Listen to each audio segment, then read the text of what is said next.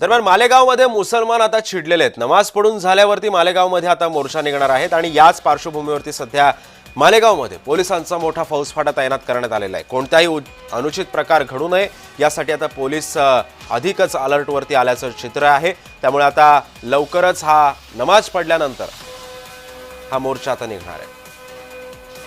मुझे कोई किसी और फैसले की अपेक्षा नहीं थी।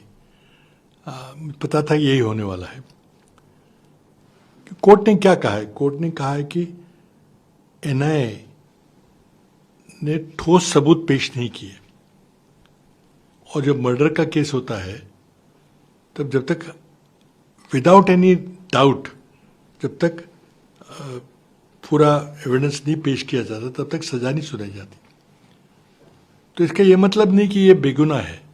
इसका मतलब ये कि एनआईए ने, जो कि अमित शाह के नेतृत्व में काम करती है 2014 से, उस एनआईए ने ठोस सबूत नहीं पेश किया।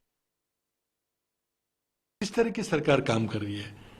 लोग, मर्डर हुआ लोगों का, 6 लोग मालेगांव में मरे हैं, उधर 2006 में कई लोग मरे हैं, बेगुनाह लोग थे, तो किसी को सजा नहीं करेंगे। कोई मालेगांव ब्लास्ट हुआ या नहीं हुआ? आरडीएक्स कौन लाया था? वहां पे किसने उसको अंजाम दिया? और कोई भी नहीं, सजा किसी को नहीं मिलेगी। ये तो सरकार का अपयश है, सरकार का फेल्यूर है। त्यामुळे आपण पाहतोय की पृथ्वीराज चव्हाणांनी आता या मालेगाव बॉम्बस्फोटाच्या निकालावरती आता प्रतिक्रिया दिलेली आहे। हे सरकारचं अपयश असल्याचं पृथ्वीराज चव्हाणांनी आता बोलताना म्हटलेलं आहे। तर तिकडे दुसरीकडे मालेगावमध्ये आज सध्या तणावाची परिस्थिती आहे। शुक्रवारचा नमाज झाल्यानंतर, नमाज पठणानंतर मुस्लिम बांधवांचा एक मोर्चा निघणार आहे आणि याच पार्श्वभूमीवर पोलिसांचा सुद्धा कडेकोट बंदोबस्त ठेवण्यात आला आहे।